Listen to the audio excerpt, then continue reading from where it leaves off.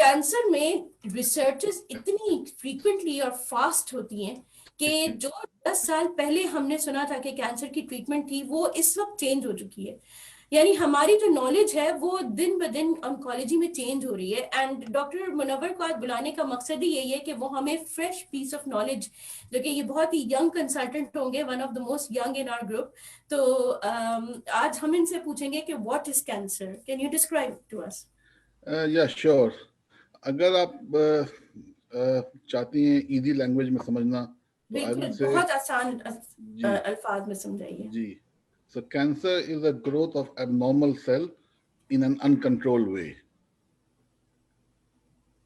मतलब तो उसमें क्या होता है कि जो एबनॉर्मल सेल्स हो जाती हैं वो एक अनकंट्रोल वे में ग्रो करती हैं, चाहे वो लंग में हो, चाहे वो ब्रेस्ट में हो, चाहे कहीं भी हो बॉडी में, और फिर उससे वो स्प्रेड करती हैं, और उसके बाद and then they can damage that particular organ and or they can spread to other parts of the body, and this is very uncontrolled growth.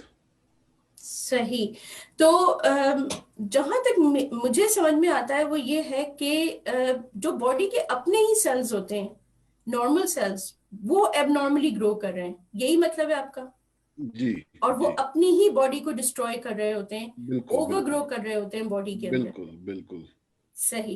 तो फिर ये जो पूरा एक इतना बड़ी एक फील्ड है कैंसर ऑन्कोलॉजी की, तो जिससे में 200 से ज्यादा कैंसर हो सकते हैं, तो कौन से ऐसे कैंसर हैं जो सबसे ज्यादा देखे जाते हैं? अगर आप यूके की बात करेंगी तो मोस्ट कॉमन कैंसर है वो आपको it would be breast cancer in female, and अगर मेल में है तो फिर उसके बाद prostate cancer, that is the most common, and उसके बाद I would say colon cancer, and उसके बाद नंबर 4 पर होगा लंग कैंसर। सही, थैंक यू सो मच। चलते हैं हम डॉक्टर सुमरो की जानिब। डॉक्टर सुमरो का जो है वो बहुत ही एक वास्ट एक्सपीरियंस और इनका हिस्टोपैथोलॉजी से ताल्लुक है, और जैसे ही किसी को कैंसर डायग्नोस होता है सबसे पहले वो सुनते हैं कि जी बायोप्सी करेंगे और हम उसको लैब भिजवाएंगे।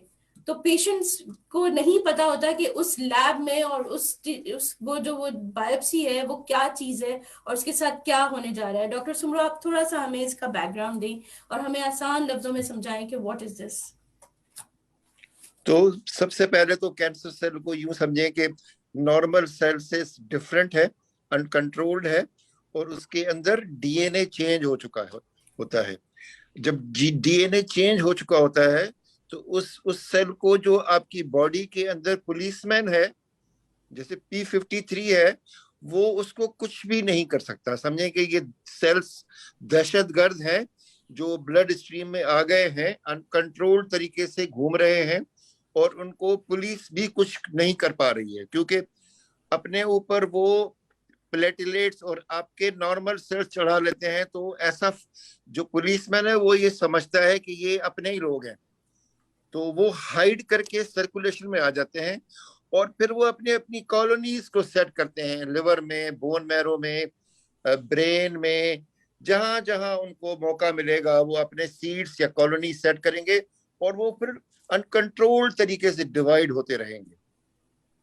ये अनकंट्रोल्ड डिवीजन जो है, 1 सेल से 2 सेल, 2 से 4, 4 से 8, 8 से 16, इस तरह जब 1 सेंटीमीटर का ट्यूमर बन जाता है तो उसको सिर्फ 3 या 4 और डबलिंग्स चाहिए कि वो फुल ब्लोन मैनिफेस्ट करे कैंसर की सूरत में, जो वो सिम्टम्स देता है आपको। और फिर आपको एक्सरे चाहिए, फिर सीटी स्कैन चाहिए, ये मालूम करने के लिए कि ये जो आपको जॉन्डिस हुई है, ये आपको जो सर में दर्द हुआ है, या जो ये पेट में दर्द हुआ है, ये किस वजह से हुआ है।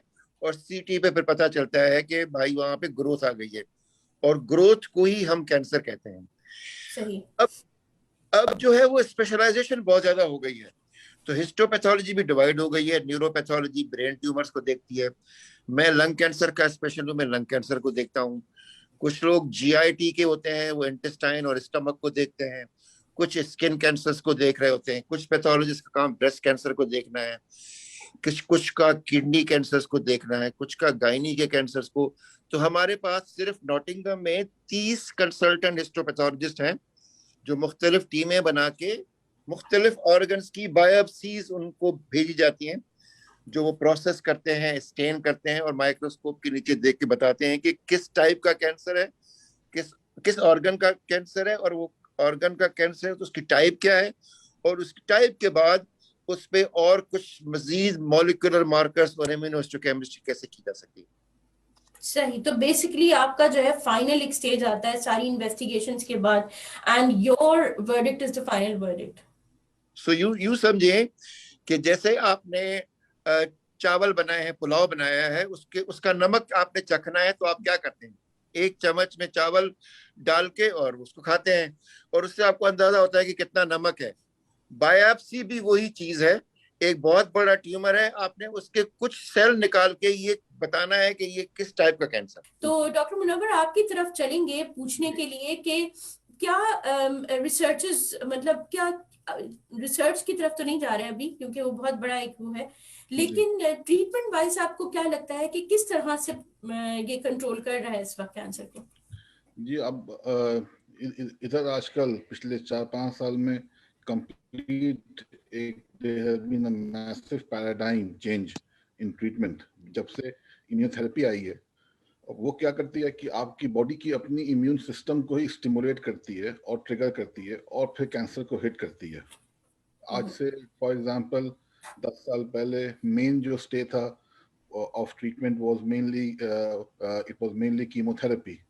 अब आजकल इम्यूनोथेरेपी आ गई है और हर साल 2, 4, 5, 10 नई दवाइयाँ आ रही हैं, और वो क्या करती हैं, वो बॉडी को की जो इम्यून सिस्टम है उसको एक्टिवेट करती हैं और कैंसर सेल्स को हिट करती हैं। और धीरे धीरे ये काफ़ी मतलब वैरायटी ऑफ कैंसर्स में आ रही हैं, lung cancer, bladder cancer, colon cancer. so it is it is a very exciting time in in for the treatment of these patients. And the whole aim आजकल ये हो गया है, yes we know कि हम इसका इलाज हम इसको क्योर नहीं कर सकते हैं अगर, तो at least we can make it just like a chronic disease, or like diabetes, like hypertension. अब अभी उतना अच्छा नहीं हुआ है, but the hope is जो जितना रिसर्च हो रहा है कि आज से और 5-10 साल के बाद we will be able to contain cancer for maybe 5 साल, 10 साल, 15 साल, just like diabetes, just like hypertension.